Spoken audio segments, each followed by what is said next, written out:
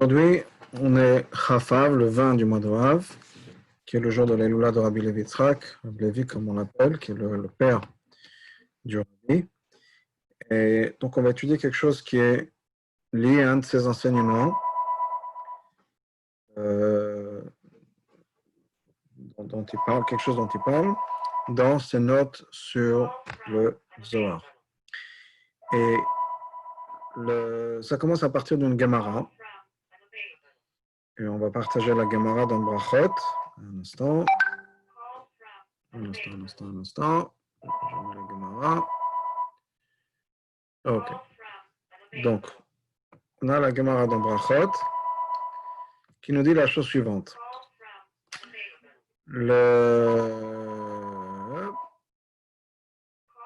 Ok, Amar Rabbi Avina. Voilà le mot que j'ai cherché. Rabbi Avina nous dit la chose suivante. Kol omer tila le David b'chol yom, shalosh pe'amim. Toute personne qui dit 3 fois par jour tila le David, muftach lo shu ben olam haba, on lui promet qu'il a olam haba. Ok? Tila le David, en fait, c'est Ashrei. C'est le chapitre Perek Kuf Mem He dans les Teilim. Donc, nous, on introduit, on commence avec, on rajoute 2 psukim avant, Ashrei Yoshu Petecha, Odil Chasel, etc. Hashem Shekachalo.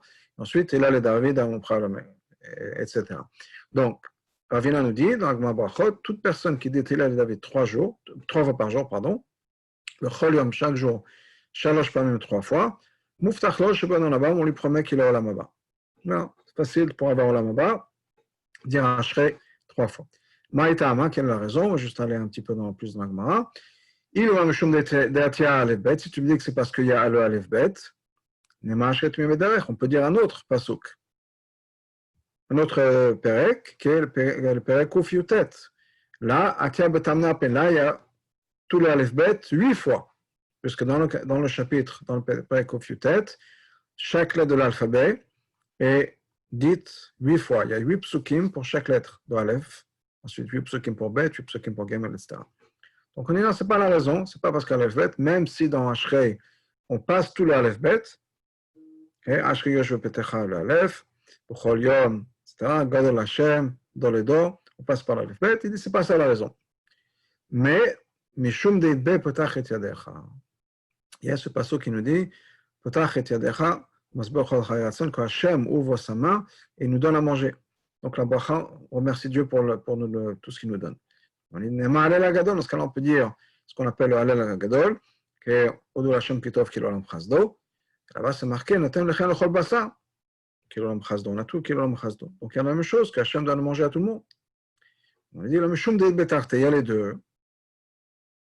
Il y a le Aleph Bet et c'est le bracha de Petach et Yadecha. Alors que dans le chapitre Kuf Yutet, ou bien dans l'autre chapitre, de Hashem Kitov qu'on appelle Halel Agadol, il n'y a que l'un ou l'autre, donc on a les deux. Ça, c'est la Gemara. Ce même texte de Gemara, cette même phrase de la Gemara, cette idée-là, que si on dit Ashrei, donc Tela le David 3 fois par jour, on appelle Olam Haba, il est aussi ramené dans le Zohar. Et là-bas dans le Zohar, le père du Rabbi nous dit que pourquoi c'est les 3 fois, ça correspond aux 3 tfilotes. Shacharit, Mincha et Arvit. Donc c'est pour ça. D'ailleurs, Rashi le Rabbi ramène dans une sikha que Rashi nous dit la même chose ici, Shalosh Pamim, Keneged Shalosh Tfilot. On dit les 3 fois, ça correspond aux 3 tfilot. D'ailleurs, cette idée-là, l'homme Moazaken le ramène aussi dans le Shulchan Aruch. On ne va pas sur le Shulchan Aruch, le Moazaken, mais c'est marqué donc c'est une halakha dans le Shulchan Aruch. On est dans la Chol Birkat HaShachar, Simanun Aleph, Dinet Tfila, Mibor Shamar Deshtabach. Et il nous dit donc, on a Psuké des Gemra chaque jour, c'est-à-dire, c'est quoi Psuké des Gemra? Mais tel le David, ad kol neshamat aleka. Donc, c'est les 5 derniers chapitres de Teilim. Pourquoi? Kedei le sader shifro shemakom ba'ochu, pour qu'on puisse remercier Dieu, louer Dieu. Une fois qu'on a fait les louanges de Dieu, à ce moment-là, on peut prier. D'où vient cette idée-là? C'est comme ça que Moshe a fait quand il avait besoin de prier à Dieu. D'abord, il dit, tu as montré à ton serviteur ta grandeur. Ensuite, et après, il a demandé ce qu'il voulait. S'il te plaît, passe, etc. Et une autre raison, que dès la mode Betfilah Besimcha Shel Mitzvah, on a besoin de prier dans la joie de la Simcha. C'est pour ça qu'on dit d'abord des chapitres de Teilim, qui sont des Mizmorim, seigneurs de joie et de chant, etc. Alors, Lama Bachou Mizmorim, pourquoi est-ce qu'on a dit ces chapitres-là dans le Teilim? Le Fishamou, parce que c'est marqué dans l'Agma, Kol Omer Tila le David Gimel Palmim B'chol Muftach Lo Shebenan La Baba. Chaque personne qui dit Tila le David 3 fois par jour, on lui promet d'avoir la Maba. Donc c'est pour ça qu'on a choisi en particulier Tila le David. Agavoto Mizmor, une fois qu'on a choisi Mizmor, ce Teilim, dans ce cas-là, on a dit c'est quoi? Tu finis déjà jusqu'à la fin des Teilim, donc les derniers chapitres, parce que Tila le David, c'est le chapitre 145. On va jusqu'à 150. Pourquoi? Chez Sham Yud Pamim Alléluia, on va dire 10 fois le mot Alléluia, Keneged Asar Elulim chez Besefer Teilim, parce qu'il y a 10 expressions de louange pour Dieu qu'on trouve dans les Teilim. Yitzwach, on trouve des chapitres de Teilim qui commencent avec le mot Lam Natseach, Negun, Libim Ginot, Shir, etc. Et juste pour finir, Tiknum Bracha Lifnem Lachem, on y a une bracha qu'on fait avant et après, Lifnem Baruch Shama, Chem Ishtabach, avant c'est Baruch Shama et après c'est Ishtabach. Donc qu'est-ce qu'on a de là? On a donc la Gemara qui nous dit, ramené dans le Zohar aussi, le même contexte, le même texte, que on dit donc tous les jours Tila le David, donc Ashrei, ce chapitre de Ashrei, et si on le dit ça 3 fois par jour, on a Ben Olam Haba, on a le Olam Haba. Juste une petite chose au niveau de Ashrei, tout le monde sait qu'on sait Ashrei tous les jours, on le connaît, etc. On raconte que pendant des Géonim et des Tzadikim qui étaient liés au Rabbi, une fois le Ragatchover, Rabbi Yosef Rosen de Ragatchov, la ville de Ragatchov, était dans le train, et il y avait quelqu'un qui a commencé à lui poser des questions, à l'ennuyer, à l'embêter, etc. Et oui, vous les rabbins, vous savez rien du tout, vous n'êtes pas intelligent, et vous connaissez rien, etc. Vous n'êtes pas cultivé. Et le Ragatchov lui a dit, c'est quoi? Regarde, viens, on va faire un test. Je vais te donner une liste de chiffres comme ça au hasard. Tu vas les écrire, tu les gardes pour toi, et moi je vais te les répéter dans le désordre. Ok? Je dis bon, on va voir si on peut faire ça. Donc là, Gatchava a commencé. Elle lui donnait la liste. 1, 300, 200, 10, 10, 6, 300, des chiffres comme ça, au hasard. Et il a donné toute une liste de chiffres. Il a dit, OK, maintenant tu as la liste, il a écrit. Il dit, oui. OK, maintenant je vais faire la liste à l'envers. Sans en avoir écrit. OK, pas de problème. Donc il fait ça, le Ragatchova lui donne cette liste-là. Et aucune erreur, il s'est rappelé de tous les chiffres sans aucune erreur. C'était une centaine de chiffres ou plus. Et le type, il était très impressionné, ça lui a cloué le bec, si on peut dire. Il a arrêté d'embêter le Ragatchova après dans le train. Un peu plus tard, il y avait des personnes qui voyageaient avec le Ragatchova quand ils sont partis, ou ce monsieur est parti du train. Il dit, mais comment est-ce que vous avez fait ça? C'est extraordinaire de pouvoir avoir appelé ces chiffres comme ça au hasard, etc. Il a dit, non, c'est très simple. J'ai pris la gematria de Ashrei, Ashrei Yoshua Betecha, et après je le refais à l'envers. Donc Ashrei, c'est 1, de l'Aleph, Shin, 300, Resh, 200, Yud, 10, Yoshua, 10, Yud, ensuite il y a le 6, il y a le Shin, etc. Donc j'ai dit la gematria de tous ces chiffres-là, c'était ça ma liste. C'est ça que j'ai pensé. Alors ça l'a calmé, mais il y avait un ordre, si on peut dire, dans ma liste qui avait l'air d'être complètement au hasard, mais il y avait un ordre. Tout ça pour dire que quoi qu'Ashrei, bon, bien sûr, c'était le Ragatchova, mais Ashrei, c'est quelque chose qu'on connaît tous et que, bon, souvent par cœur, et on est tous familiers, et aussi on dit ça 3 fois par jour, donc comme la Gemara nous dit, comme c'est la halakha de Shulchan Aruch, on est ben olam haba, on peut avoir l'olam haba. Ça, c'est donc l'explication, c'est la Gemara, c'est le Zohar, et l'explication du père du Rabbi. Vient le Tzemach Tzedek. Le Tzemach Tzedek, c'est le 3e Rabbi Lubavitch. Il a un commentaire sur les Teilim et sur d'autres choses. Et il dit en fait, non. Pourquoi est-ce qu'il faut dire les Ashrei Yoshua Betecha, on a Olam Haba? Si ça correspond au Tfilot, c'est Marcel qui dit la chose suivante, et c'est l'explication du père du Rabbi. Pourquoi est-ce que c'est si important? Pourquoi est-ce qu'on a Olam Haba? C'est l'a dit une 3e fois. Qu'est-ce que si on fait que 2, c'est pas bon? Il dit non. Parce que deux fois, il y a deux tfilotes qu'on est obligé de faire. Shacharit et Mincha. Dans la Gemara, on nous dit que la prière de Harvit, c'est reshut. C'est optionnel. C'est facultatif. On n'est pas obligé. Et donc, quand on dit une troisième fois Ashrei, c'est aller au-delà de son devoir. C'est faire plus que ce qu'on a besoin. Pour revenir à l'explication dans la Gemara, qui est le concept dans la Gemara, ce qu'on nous explique dans la Gemara, c'est que quoi? C'est que on a deux fois donc une explication, deux fois on est obligé de faire, c'est-à-dire on est obligé de demander à sa parnassa à Hachem tous les jours, dans chaque prière. Donc quand on a dit, comme l'Agma nous a dit, on dit potach et tzadecha, masbir chol chayat, ça veut dire quoi? C'est qu'on demande à parnassa. On demande à Dieu de nous donner à manger, donc de nous donner de l'argent. Donc on est obligé de le faire, puisque c'est pour ça qu'on dit dans l'Amida deux fois, on demande, etc.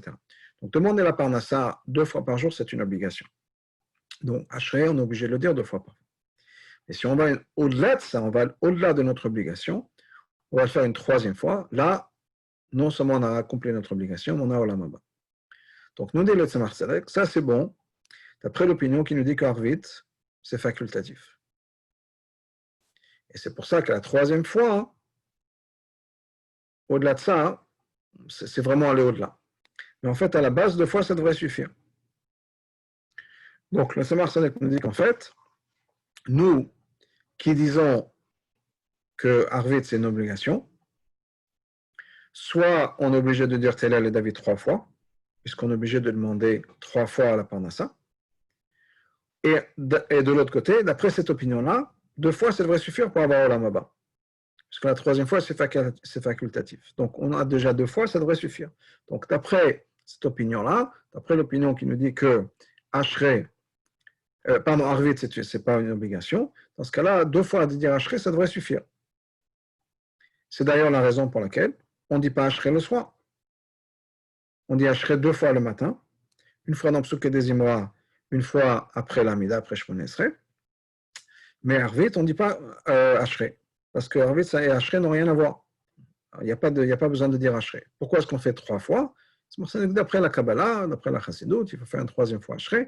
Mais d'après la Halakha, deux fois ça suffit. Et si on fait deux fois déjà, on a Olam Haba. Donc on a une discussion, si on peut dire, entre le Tzemach Tzedek et Rabbi Levi Yitzhak, qui nous disent que, d'après le Tzemach Tzedek, de dire Ashrei deux fois ou Télel à David deux fois, ça suffirait, d'après la Gemara. Et d'après Rabbi Yitzhak, il dit non, on a besoin de faire trois fois, ça correspond à trois tfilotes. Alors que si Arvit, ce n'est pas obligatoire, dans ce cas-là, deux fois, ça devrait suffire. Okay? Donc si, d'après les trois tfilotes, c'est que Arvit, juste pour récapituler, peut-être pour éclaircir, si on dit qu'il faut faire ça trois fois, c'est parce que c'est une opinion qui nous dit que Arvit, c'est obligé de le faire trois fois, donc on dit trois fois Ashrei, mais étant donné que la halakha et qu'Arvit, c'est Roshut, dans ce cas-là, deux fois, ça devrait suffire. Et pourquoi est-ce qu'on fait une troisième fois? Donc ça, c'est une machloket entre le Tzemach Tzedek et Rabbi Levi Yitzhak sont payés dans le Pshat. D'après Rabbi Levi Yitzhak, on est obligé de dire trois fois. La troisième, pardon, on dit Ashrei trois fois. Mais parce que ça va d'après toutes les opinions, même l'opinion qui nous dit qu'Arvit, c'est facultatif, d'après le Tzemach Tzedek, d'après l'opinion qui nous dit qu'Arvit, c'est facultatif, deux fois, ça devrait suffire. On n'a pas besoin de faire une troisième fois. C'est d'ailleurs pour ça qu'on ne fait pas Ashrei le soir avant Arvit. On fait Ashrei deux fois le matin, comme on l'a dit, une fois avant Mincha, mais avant Arvit, on ne fait pas Ashrei, on ne fait pas Télel et David. Donc, quelle est la discussion entre le Tzemach Tzedek, si on peut dire Rabbi Levi Yitzhak, à savoir, est-ce qu'on est obligé de, est-ce que c'est lié avec Arvit deux fois, trois fois, etc. Juste pour revenir à Arvit, avant de rentrer dans la discussion, Arvit, comme de nos jours, donc la halakha était, comme ça que l'Admor Zaken est des posek, la halakha que Tfilat Arvit, c'est Reshut. Reshut, ça veut dire à l'époque de la Gemara. Revenons au fondement de chaque chose. Les Tfilot, ça correspond au Korbanot.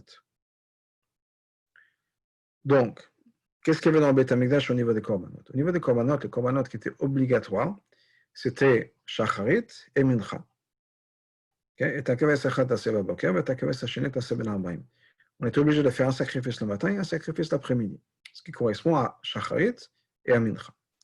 Par contre, le soir, il n'y avait pas de Korbanot. Ce qu'il y avait, c'est qu'il fallait brûler ou finir de brûler les choses qui avaient été faites pendant la journée. Donc, étant donné qu'il n'y avait pas de korbanot qui était fait le soir, il n'y avait pas de voda au Beit HaMikdash le soir, donc, d'après la Gemara, on n'a pas d'obligation faire une tfila pour les korbanot du soir, de la nuit, puisqu'il n'y a pas de korbanot la nuit. Donc, il n'y a pas de Hamida. Bien sûr, on parle de l'Hamida. C'est-à-dire que Shema Israël, c'est une obligation de la Torah.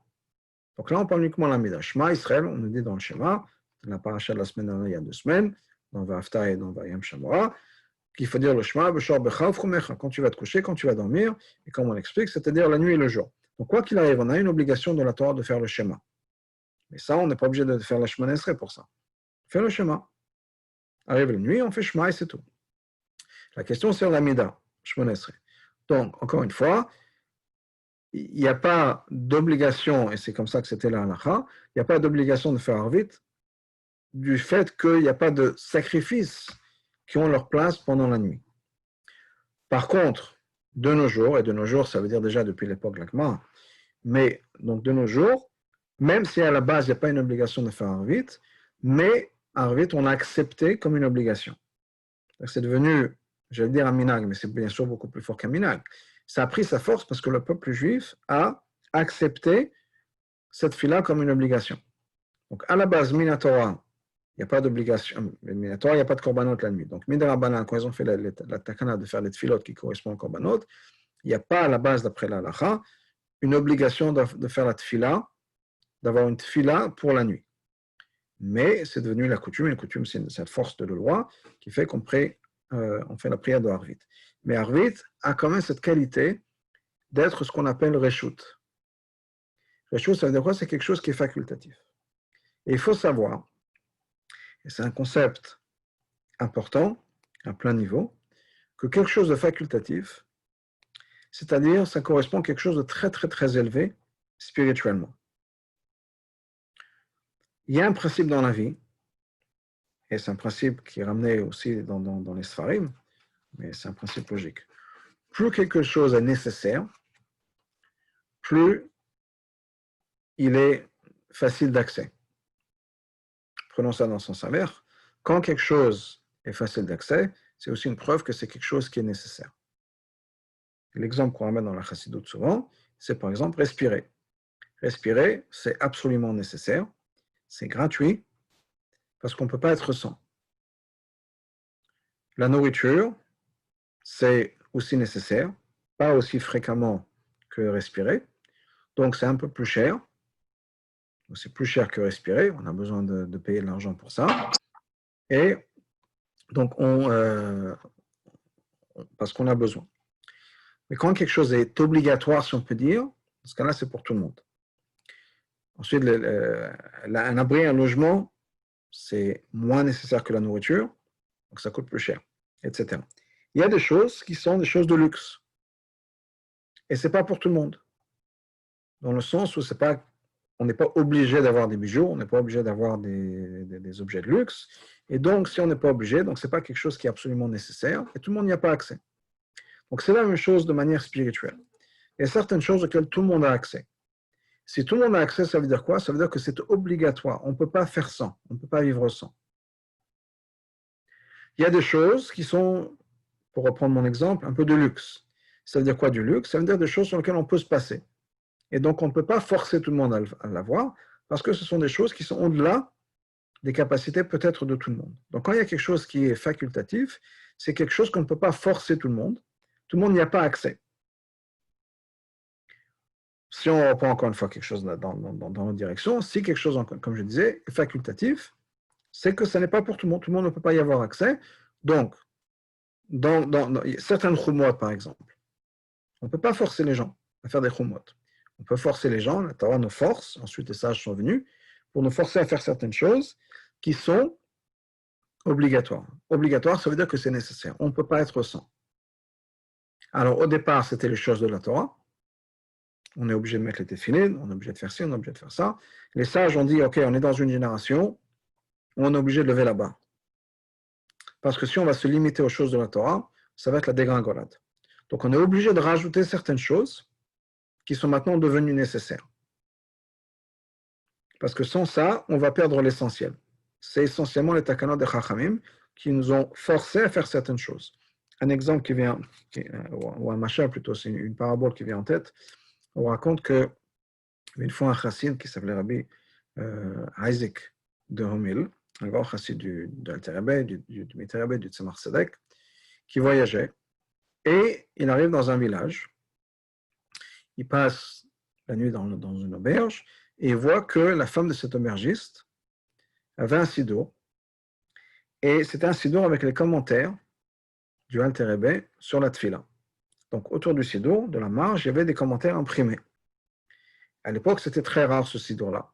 Il n'était pas facile de le trouver. Donc, il a été voir cette dame-là en disant, Madame, j'aimerais vous proposer quelque chose. Est-ce que je peux vous prendre votre siddur et en échange, je vous donnerai 2 nouveaux siddur, bien comme il faut, tout nouveau, etc. Et la dame dit absolument pas. Il est hors de question, je ne me sépare pas de ce siddur. Bon, Isaac il a dit, ok, je vous propose un peu plus d'argent, donc pas de siddur, je vous remplace 2 siddurim, mais je vous rajoute, je ne sais pas, 100 euros. Elle a dit non, il est hors de question. Il dit, je vous rajoute 500 euros. Hors de question, je ne vends pas ce siddur. Mais après, il a essayé d'avoir négocié, etc. Il dit, mais pourquoi? C'est pas qu'elle pouvait comprendre ses commentaires sur le côté qui était basé sur la Kabbalah, la Chassidoute. Et pourquoi est-ce que vous vous entêtez à ne pas vouloir vendre le siddur? Je vous propose une tellement belle affaire. Pourquoi pas? Elle dit, c'est très simple. Vous allez m'acheter un nouveau siddur. Qu'est-ce qui va se passer une fois qu'il va être usé?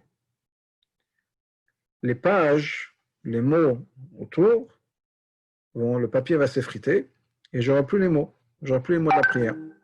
Donc qu'est-ce que je vais faire après? Alors que là, avec ce livre de prière, même s'il commence à s'effriter autour, c'est uniquement les commentaires qui s'effritent. Le texte même, je n'ai pas besoin de m'inquiéter.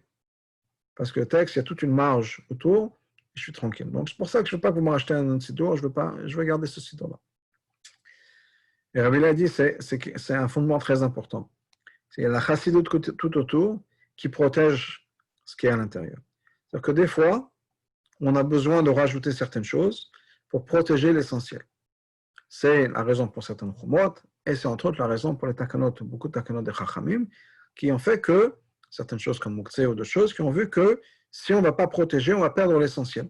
Donc ils ont rajouté certaines choses pour protéger, c'est un siak, c'est un guéder, c'est une barrière, pour protéger ce qui est à l'intérieur. Donc ils ont rajouté certaines choses. Okay? À partir du moment où ça devient une obligation, c'est pour tout le monde. Il y a certaines choses qui sont des chumot. Okay? Maintenant, les chumot, ce n'est pas pour tout le monde, et ce n'est pas n'importe qui et n'importe comment. Okay? On n'est pas, chez les chassidim, on faisait toujours attention que les chumot, il faut être à un certain niveau pour faire le chumot. Alors, de nos jours, c'est un peu changé, mais quand même, il faut respecter certaines choses et pas faire trop de chumot. Okay? J'avais raconté dans un des cours une histoire avec le rabbi, où il y avait cette famille qui n'avait pas d'enfants, qui avait des problèmes de shalom bayit, et qui ont écrit au rabbi, la femme a écrit au rabbi leurs problèmes, et la réponse du rabbi c'était de faire attention, faire attention à Tarat HaMishpacha comme d'après le Shulchan Aruch. Donc, ils ont été voir, cette dame a été voir son mashpia, et ils ont vu bien toute la halachot, comme il fait, etc. Et ils se sont rendus compte qu'elle faisait tout comme il faut. Il n'y avait aucun souci. Donc bon, elle était contente, mais malheureusement, son problème de Shalom Bayit n'est pas parti. Il y avait toujours ce problème. Donc, quelques mois passent, elle réécrit au rabbi, et elle reçoit la même réponse. Diuk betarat hamishpacha, puis Shulchan Aruch. Faire attention à Tarat HaMishpacha, basé sur Shulchan Aruch. Elle retourne, c'est sur Mashpia, on va revoir toute la halachot, etc. Elle fait tout comme il faut, toutes les chumot, et tout le Shulchan, tout comme il faut. Je ne sais pas ce qui se passe. Bon, elle a réessayé une deuxième fois, elle attend que les choses s'améliorent, et malheureusement, encore une fois, le temps passe, il n'y a rien qui change. Avec une troisième fois au rabbi, encore une fois, c'est la même réponse. Diuk betarat hamishpacha puis Shulchan Aruch. Elle retourne sur son mashpia de rien cette fois-ci, je ne sais pas quoi te dire. Va chez un rav. Va voir le rav. Le rav de Kronitz à l'époque, c'était le rav Dvorkin. Donc elle va voir le rav Dvorkin, elle lui raconte toute l'histoire. Problème de Shalom Bayit, elle écrit au rabbi, elle fait tout comme il faut, etc. Elle repasse avec son mashpia 2 fois, 3 fois, Et maintenant, donc, elle va chez le Rav. Elle dit, je ne sais pas quoi faire. À chaque fois, j'ai fait tout ce qu'il fallait, etc. Et on a revu avec mon mashpia toutes les chumotes qu'on puisse avoir, etc. On fait tout comme il faut, au top du top. Et quand le Rav Dworkin a entendu ça, qu'elle dit avec toutes les chumotes, il dit, c'est exactement ça ce que le Rabbi vous avait dit. Ne faites pas toutes les chumotes. Alpi Shulchan Aruch. Faites les choses comme c'est marqué dans Shulchan Aruch. N'allez pas chercher des chumotes au-delà du nécessaire. Des fois, il faut savoir qu'on fait les choses d'après le Shulchan Aruch. Pas besoin d'aller chercher d'autres choses. Certaines chumotes, ce n'est pas pour tout le monde. Ce n'est pas pour tout le temps. Ou il y a des fois, on a besoin, pour Shalom Bayit, de passer certaines chumotes. Je ne connais pas les détails de l'histoire de ce couple-là. Mais c'est important, donc, les chumotes, de ne pas se perdre dans les chumotes. Et surtout, pas lié à l'histoire, mais de manière générale, pas au détriment de Shalom Bayit. C'est-à-dire de ne pas faire une choma, et que quand on a un mari ou une femme ou des enfants qui ne suivent pas la choma, on se met en colère, on se met à crier tout le monde, à les insulter. Ça, c'est l'opposé d'une choma. C'est perdre quelque chose à cause d'une choma. Donc, c'est très important de respecter les choses, bien sûr respecter la famille, et de ne pas faire des chomotes qui n'ont pas leur place, et à cause de ça, on se met en colère, on se fâche avec tout le monde. Donc, pour revenir à autre chose, quand les chachamim ont fait une takana, ça devient une obligation. Après, moi, c'est une obligation, ça veut dire que maintenant, c'est nécessaire, on est obligé de le faire. Arvit, comme on le dit, c'est toujours cette qualité de reshut. Ça veut dire quoi que c'est reshut? Que c'est une madriga très très élevée. Et on ne peut pas forcer tout le monde à le faire parce que c'est quelque chose qui n'est pas pour tout le monde. C'est très profond, c'est très haut, et donc ça n'est pas pour tout le monde. Donc c'est pour ça que Arvit, à la base, c'est reshut. Et c'est ce que on nous dit ici, dit le Tzemach Tzedek, parce que comme le Rabbi l'explique, qu'à partir du moment où Arvit c'est un niveau tellement élevé, on ne peut pas forcer tout le monde. Et la même chose avec Teilal et David. De dire Ashrei ou de dire Teilal et David 3 fois, la troisième fois, c'est un niveau tellement élevé qu'on ne peut pas forcer tout le monde. Donc le Tzemach Tzedek nous dit que d'après la Gemara, parce qu'Arvit c'est un reshut dans la Gemara, d'après la Gemara, Arvit et Teilal et David, ça représente des choses qui sont tellement élevées auxquelles tout le monde n'a pas accès, et c'est pour ça qu'il n'y a pas d'obligation. Et d'ailleurs, 2 fois Teilal et David, ça devrait suffire. Vient la Chassidut et Pnimut HaTorah la Kabbalah, donc l'explication de Rabbi Levi Yitzhak. Il nous dit, c'est vrai que au niveau niglé, si on peut dire au niveau de la Gemara, pas chaque juif n'a pas accès nécessairement à ce niveau-là. Mais d'après la Kabbalah, d'après la Chassidut, c'est-à-dire que si on regarde à l'intérieur, au plus profond de chaque juif, ce qui est caché à l'intérieur, chaque juif y a accès. Et donc, on va dire 3 fois Teilal et David. Parce que chaque juif, au plus profond de son âme, a accès à ça et peut l'accomplir, peut le faire. On peut le faire, on peut l'accomplir. Et donc, on a besoin de le faire. On ne peut pas le faire Arvit parce que il y a des raisons kabbalistiques, donc on fait 2 fois Shacharit, mais chaque juif a accès à cette idée de faire Teilal et David 3 fois, parce qu'à l'intérieur de nous-mêmes, donc d'après le Zohar, d'après Pnimut HaTorah, ce qui se passe à l'intérieur de nous, les secrets de la Torah, donc le secret de la personne, chaque juif y a accès. Et donc ça, ce que le Rabbi nous explique, c'est la différence. Au niveau de la Gemara, 2 fois, ça suffit, parce que la 3e fois, c'est hors de notre portée. Donc au niveau niglé, on a l'impression que les juifs n'ont pas accès à certaines choses, mais en fait, d'après Pnimut HaTorah, on a accès à certaines choses, et Ashrei, on peut le faire, même si c'est un niveau très très élevé, on peut le faire. Et Ashrei, c'est encore, tant que tu es là, les David, c'est encore plus élevé que Arvit. La preuve, c'est que Arvit, de nos jours, on le fait. C'est une obligation maintenant de faire Arvit. Donc ça veut dire que même dans l'Alacha, on fait. Tout le monde est obligé de faire Arvit. Donc ça veut dire que dans l'Alacha, Arvit, c'est devenu une obligation, ça veut dire que maintenant tout le monde y a accès, mais on ne fait toujours pas Ashrei le soir. Donc l'Ashrei, c'est encore plus profond, c'est-à-dire Teilal David. C'est encore plus fort, plus puissant que la prière de Arvit. Mais quand même, d'après la Kabbalah, chaque juif y a accès, et donc chaque juif dit 3 fois Teilal et David. C'est quelque chose de très profond. Et ça, le Rabbi nous explique que ça dépend de quelque chose d'autre, c'est lié à quelque chose d'autre. Il y a certaines choses, quand je dis des choses qui sont obligatoires, des choses qui ne sont pas obligatoires. Pourquoi est-ce qu'il y a des choses qu'on fait, des choses qu'on ne fait pas? Des choses qui sont obligatoires, des choses pas obligatoires. Je dis, il y a des choses qui sont hors de notre portée, des choses qui sont hors de notre portée. Quand quelque chose est obligatoire, ça veut dire que c'est complètement dans notre portée. Quand il y a certaines choses qui sont hors de notre portée, on ne peut plus dire que c'est obligatoire parce qu'on n'a pas la force de l'accomplir. Mais des fois, il y a des choses qui se passent sans notre intervention et des fois, il y a des choses qui se passent avec notre intervention. Par exemple, au moment de la traversée de la mer Rouge, Kriyat Yam Souf, c'est un moment de panique. On sait qu'il y a eu 4 groupes qui se sont mis en place dans le peuple juif. Un groupe qui se dit on retourne en Égypte, ça y est, on a essayé, mais ça ne marche pas. Un groupe qui se dit on se jette tous à la mer, c'est perdu, mais on ne va pas se rendre. Un groupe qui a dit on va se battre, et un groupe qui dit qu'il s'est mis à prier. Ils avaient tous tort d'ailleurs. Et juste pour donner 30 secondes sur ce jeu-là, le rabbi explique pourquoi est-ce qu'ils avaient tort. Ils avaient tort parce qu'ils ont réagi à une situation. Au lieu de continuer à être focusés sur leur mission, ils ont oublié la mission pour répondre à quelque chose. C'était quoi la mission? La mission, c'était continuer vers Arsinaï, continuer en avance pour recevoir la Torah.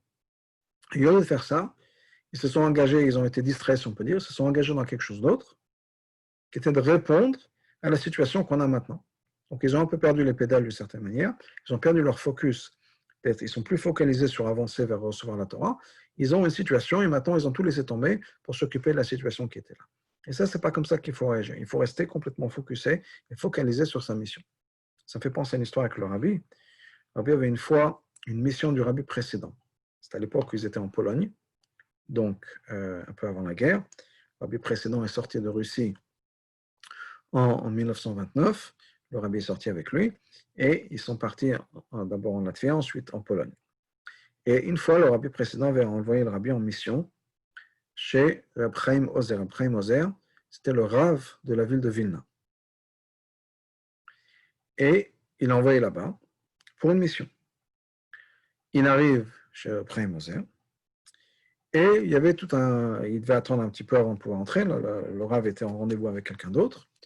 Et entre-temps, il y avait des Bachouem de sa yeshiva qui étaient là-bas. Ils ont dit, ah, le gendre du rabbi de Lubavitch est là, c'est un chassid. Eux, ce n'étaient pas des chassidim. Et ils disent, bon, on va les tester un peu ces chassidim, est-ce qu'ils savent étudier ou pas? Ils ont commencé à poser tout un tas de questions au rabbi. Et le rabbi n'a pas répondu un mot. Il les a écoutés, il n'a rien répondu. Quelques temps plus tard, quelques minutes après, je ne sais pas, 5, 10 minutes, le rabbi peut rentrer donc voir le Chaim Ozer et il lui dit qu'il a une mission de son beau-père, donc du rabbi précédent, à transmettre. Il s'occupait de sa mission, il a fait ce qu'il fallait faire. Et au retour, en sortant, Chaim Ozer, donc ils ont parlé un peu d'études, etc. Chaim Ozer l'accompagne à l'extérieur. Une fois qu'il est à l'extérieur, le rabbi a commencé à répondre à toutes les questions qui lui ont été posées. Donc il va voir chaque fois, toi tu m'as posé telle et telle question, voilà la réponse. Toi tu m'as posé telle et telle question, voilà la réponse, etc. Et il a répondu à toutes les questions qui lui ont été posées. Chaim Ozer entend ça.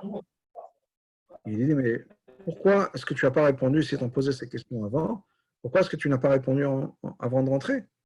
Entre-temps, il pensait que tu ne savais pas étudier la Torah, etc. C'est pas beau. Il a dit, parce que j'étais là pour une mission. Et ma mission, ce n'était pas de m'engager avec des bachouim pour prouver que je sais étudier, que je ne sais pas étudier. Je suis venu pour passer un message au Rav. Maintenant que j'ai fait ma mission, je peux me focaliser sur quelque chose d'autre. Mais je n'allais pas rentrer, m'engager dans des discussions. Je ne suis pas venu là pour ça. Donc, pour revenir à ce que je disais, c'est qu'au niveau de Kriyat Yam Souf, ils ont perdu le focus de leur mission, ils sont partis en côté, etc. Mais parmi ceux qui étaient là, il y avait un groupe qui priait. Même Moshe s'est tourné vers Dieu pour prier, qu'est-ce qu'on fait, etc. Et Hachem lui a répondu quoi? Matitza kelai. Pourquoi est-ce que tu me tournes vers moi? D'abord, Ben Israël Beisaou, par le peuple juif, de l'ordre d'avancer. Hachem ilachem lachem, Dieu va se battre pour vous, vatem tachresh, vous restez silencieux. Vous n'avez rien à faire. Donc, il y a des fois des situations où on n'a rien à faire. Hachem s'occupe de tout. On n'a absolument rien à faire. Il y a des fois où on est obligé de faire ce qu'on appelle l'ishtadlut, de faire des efforts.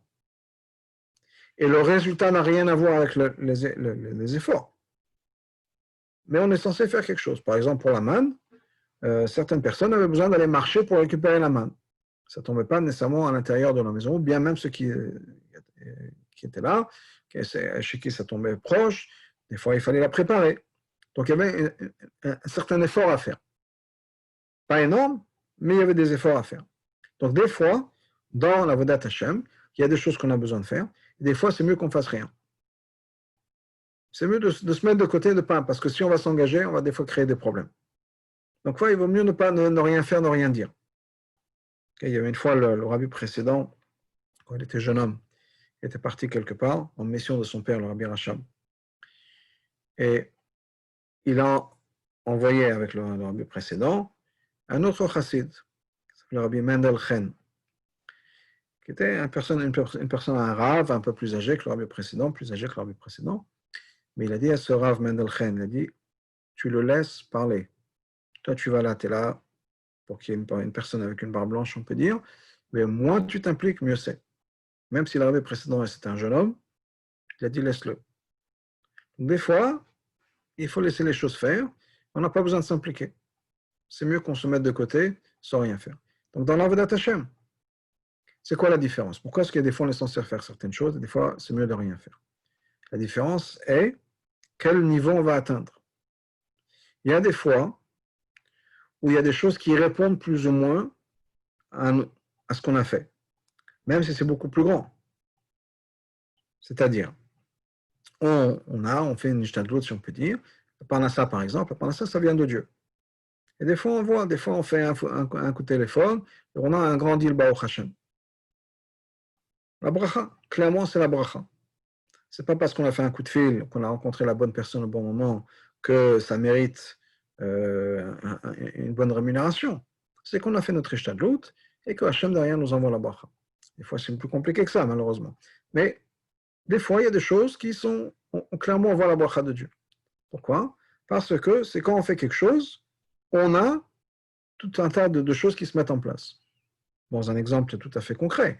C'est quand on se sert de l'Internet, on n'a pas besoin de mettre en place tout le réseau Internet à travers le monde, on n'a pas besoin de construire son ordinateur, on n'a pas besoin d'installer la Wi-Fi, on est là, on s'installe, on pousse le bon bouton et tout se met en marche. Et on peut parler avec le monde entier.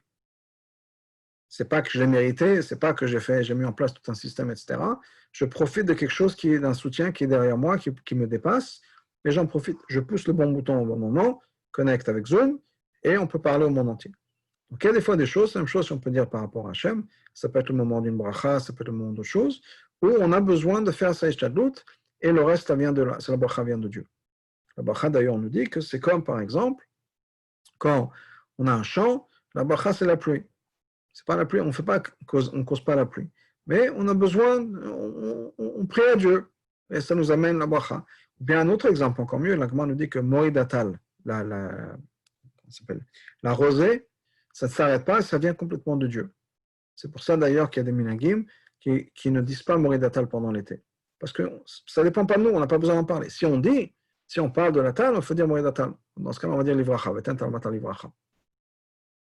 Mais on n'a pas besoin, donc il y a des minagim qui ne disent pas Moïdatal pendant l'été. Mashivarach Moïdagachem, on est obligé de le dire. On ne peut pas dire Mashivarach à la place de Moïdatal, mais on n'est pas obligé de dire Moïdatal. C'est pour ça que l'Alakha dit que si on a oublié de dire Moïdatal pendant l'été, on n'a pas besoin de répéter l'Amida. Parce que c'est quelque chose qui est complètement dans les mains de Dieu. Mais, d'après notre minag, Menak Chabad et beaucoup d'autres minagim, on le dit quand même si ce n'est pas nous qui l'accomplissons.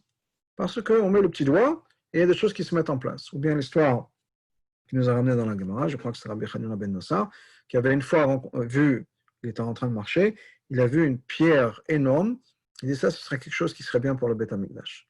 Il est impossible pour lui de la soulever, et c'était quelqu'un de très pauvre, impossible pour lui d'aller engager des gens, payer des gens pour transporter cette pierre. Donc il ne savait pas quoi faire. Il a prié à Dieu, et il y a des malachim qui sont venus, et qui ont porté la pierre, et ils ont dit la seule chose qu'on te demande, c'est de mettre toi le petit doigt sur la pierre, et avec le petit doigt, tu vas la transporter au Beth Amikdash. Et c'est ce qu'il a fait. Parce qu'il fallait qu'il mette le petit doigt, c'est tout, pas plus. C'est pas que le petit doigt qu'on peut déplacer une pierre. Mais quand on fait ça, on fait ses efforts, on fait sa ishtadlout, et dans ce cas-là, tout marche et les choses se mettent en place. Donc des fois, on a besoin de faire un petit effort, et les portes s'ouvrent du ciel, les portes du ciel s'ouvrent. Des fois, c'est mieux qu'on fasse rien. Il y a des choses qui se passent automatiquement, on n'a rien besoin de faire. Et ça, c'est qu'encore une fois, quand quelque chose est très élevé, très très profond et très élevé, des fois, ça nous dépasse complètement, on n'a rien à faire. S'il y a quelque chose qu'on a à faire, dans ce cas-là, on fait une petite ishadlout et ça se passe. Je reviens donc à cette histoire de Télal et David et de Harvit. Harvit, au bout du compte, maintenant, même si à la base c'est quelque chose qui se faisait tout seul, maintenant on fait la prière. Ça veut dire quoi? Que c'est quelque chose qu'on a un certain effort à faire. C'est-à-dire que le retour, pour revenir à ce que je disais, c'est que le retour de notre effort dépend d'une certaine manière de ce qu'on a amené. Comme je parlais de Parnassa ou bien de la pierre, etc., avec le petit doigt, on fait quelque chose et on a un retour. Mais des fois, il y a des choses qui sont tellement élevées qu'on ne peut rien faire. Et donc, Ashret, Elal et David, le soir, c'est tellement élevé qu'on n'a rien à faire. On ne le fait même pas. Ça se passe tout seul. Cet Amshacha, c'est ce qu'on amène, cette révélation de Hachem, ce lien qu'on a avec Hachem, tellement profond, qui nous dépasse complètement. On n'a même pas besoin de dire Ashret le soir. Ça se fait automatiquement. C'est vrai qu'on va dire Ashret 2 fois le matin. En fait, on aurait dû dire le soir. Et le soir, on n'a même pas besoin de le dire. Donc, ça veut dire combien c'est important de dire Ashret, d'y faire attention, parce que c'est quelque chose de tellement profond qu'on a toutes les bénédictions qui viennent de Hachem, on a le Hamaba, etc. Et c'est quelque chose qui vraiment, qui amène tout un brachot, et encore certainement plus donc les brachot qu'on a le soir, etc. Donc c'est vraiment faire attention à ce Teilim. Alors, faire attention de manière générale au Teilim, ça veut dire quoi? Ça veut dire que quand on fait les louanges de Dieu, on atteint quelque chose de très profond. Et louange de Dieu, ça veut dire quoi? Ça veut dire faire attention à Dieu, penser à Dieu. Comme une bracha. Qu'est-ce qui se passe quand on fait une bracha? Un niveau très simple, sans rentrer dans la Kabbalah de bracha. On va y arriver, mais au niveau très simple. Ça veut dire quoi? Que je prends une pomme, et avant de la mettre dans la bouche, je fais une bracha. Ça veut dire que j'ai pensé à Hachem. C'est aussi bête que ça. Et si je ne fais pas la bracha, je n'y pense pas. De faire une bracha, la seconde, la demi-seconde que ça prend, ça veut dire je pense à Hachem. Je suis conscient de ma relation avec Hachem. Et ça, c'est quelque chose qui est important. De prendre ce moment-là pour se dire je réfléchis avec Hachem. Maintenant, quand on a cette conscience, qu'est-ce qui va se changer? On prend cette conscience-là, et il y a tout un tas de choses qui se mettent en place. Quand on fait une bracha, on dit Baruch ata Hashem Elokeinu melech haolam. Baruch, la Chassidut nous explique que ça veut dire qu'on fait venir, on rabaisse. Parce que l'idée de Baruch, c'est faire descendre. Par exemple, la partie du corps qui a la fonction de nous faire descendre, c'est les genoux. Les genoux en hébreu, on appelle un genou, c'est Berer. Bet Resh Chaf, au pluriel Berkaim. Pourquoi? Parce que c'est la partie du corps qui nous ramène. Donc, Baour, ça veut dire quoi? C'est faire venir vers le bas. Ata, toi c'est ton essence, l'essence même de Dieu. L'état le plus profond des choses. Le même état qu'on pourrait dire, par exemple, c'est de Anochi Hashem Elokecha. Qu'est-ce qui a été révélé au moment de Matan Torah? Anochi, moi. Et Chazal nous explique, moi, ça veut dire quoi? Ça ne veut pas dire moi avec une étiquette. Moi, le créateur, moi, le roi, moi, votre père. Tout ça, c'est des rôles. Moi. Il n'y a pas d'autre mot qu'on peut dire. C'est tellement profond, c'est tellement fort, que c'est l'essence même de Dieu. Au-delà de Shem Havayeh, de Shem Elohim, du Melech, du Av, etc. C'est l'essence même de Dieu. Donc, Baruch-Ata, ça veut dire quoi? C'est qu'on fait amener à toi l'essence même de Hachem. Ensuite, on a les noms de Dieu qui sont descendants. Yud Kevavke, Elokeinu, Elohim, Melech Elokeinu, notre à nous, Melech Haolam, le roi du monde, on parle du monde déjà. Et donc, Boré Préetz, qui a fait, par exemple, si on parle d'une pomme, qui a créé donc la pomme. Donc, quand on mange une pomme et qu'on prend la seconde pour penser à Hachem, qu'est-ce qui se passe? L'essence même de Dieu est révélée ici sur terre. Est-ce qu'on l'a mérité? Non. Mais Dieu a dit, quand vous faites ça, je suis présent, j'arrive. Moi, le plus profond, je me tourne vers vous. L'essence même la plus profonde. Ça fait penser à une histoire avec le Tzemach Tzedek, le troisième rabbi de Chabad, et son grand-père, donc le Mishneh Ozaman, le Terabel, l'Admor Zaken. Et quand le Tzemach Tzedek était tout petit, il était une fois sur les genoux de son grand-père. Et son grand-père lui dit, où est papy? Où est Zaidi? Alors Tzemach Tzedek prend, touche la main de son grand-père et dit, voilà papy. Il dit, non, ça c'est la main de papy. Ok, alors il touche la barbe. Voilà papy. Il dit non, ça c'est pas papy, c'est la barbe de papy. Et il touche la tête. Il dit non, c'est pas la tête c'est pas papy, c'est la tête de papy. Ok. L'enfant dit rien, glisse des genoux de son grand-père, va vers la porte et claque la porte et se met à hurler comme s'il avait les doigts coincés dans la porte. Il se met à crier. Il y a son grand-père qui saute. Il dit quoi? Qu'est-ce qui t'arrive? C'est le petit, c'est Marseille qui sont vers son grand-père et dit voilà papy. Toute ton essence implique que quand tu as vu que tu as eu peur que quelque chose s'est passé avec ton petit-fils, tu t'es tourné complètement vers moi. Pas la tête, pas les mains, pas les bras, pas les pieds, pas la barbe, toi. Quand on fait une bracha, c'est tout Hachem qu'on fait venir. Pourquoi? Parce qu'on a pris une pomme et on a dit une formule magique, on a dit quelques mots. C'est pas grâce à ça qu'on mérite la révélation de l'essence de Hachem, non. C'est parce que Hachem a décidé que quand vous allez prendre une pomme, qu'on va dire une phrase, l'essence même de Dieu va être là. Bon, c'est des choses à faire. Une petite chose, et ça nous amène l'essence même de Dieu. Donc c'est pas parce que on a travaillé tellement dur qu'on a le résultat. Non, quelque chose d'aussi simple que d'une bracha, ça nous ramène la révélation d'Hachem. D'ailleurs, c'est lié à ce que on est dit dans le pasuk, Va'ata Israël, toi le peuple juif, Ma Hashem Elokecha Doresh Memach.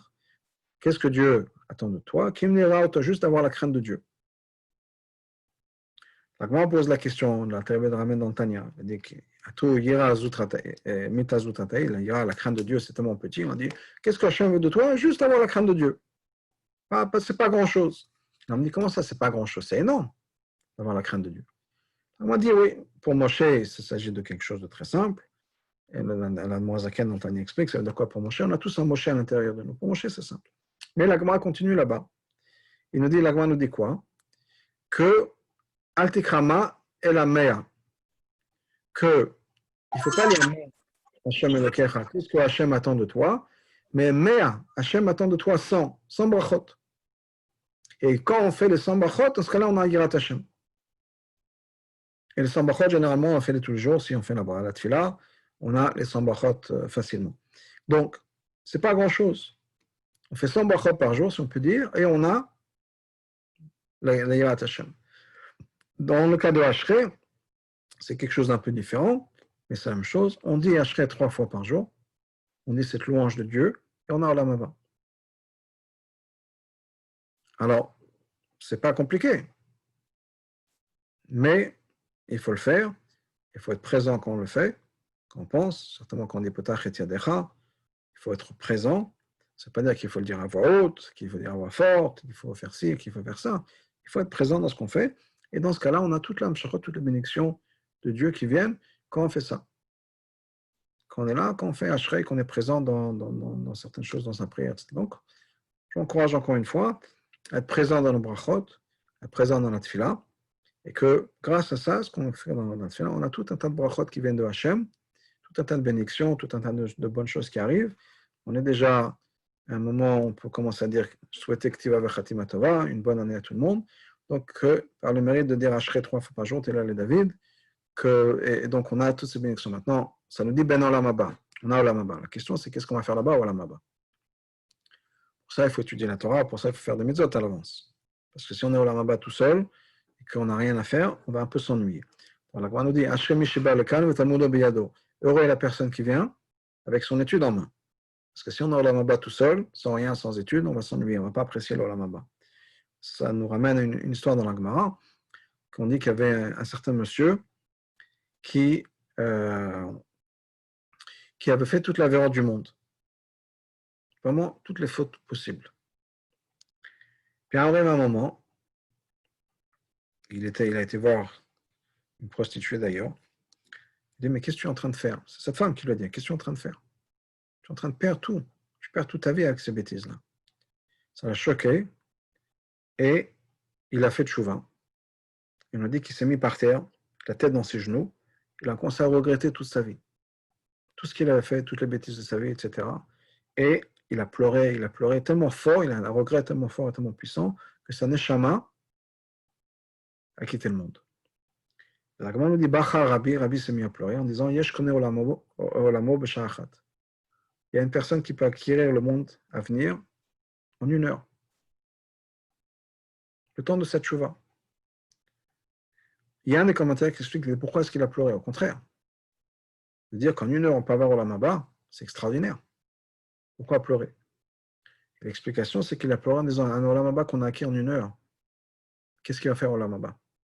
Sans études, sans mitzvot, sans tout ça, il va arriver à Olam Haba. C'est vrai.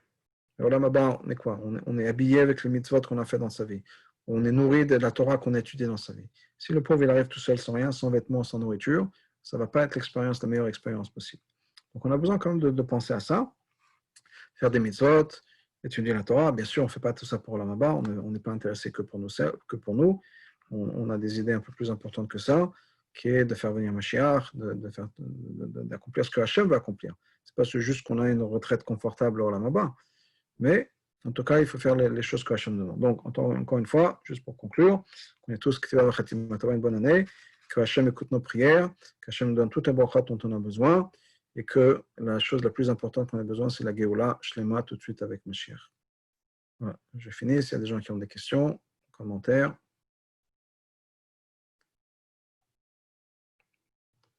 Ok. Je dirais que non. D'accord. Bon, ben, au revoir à tout le monde. On a un deuxième cours demain, si Dieu veut, à 9h30. Ah, pardon, à 7h30. Call, au revoir.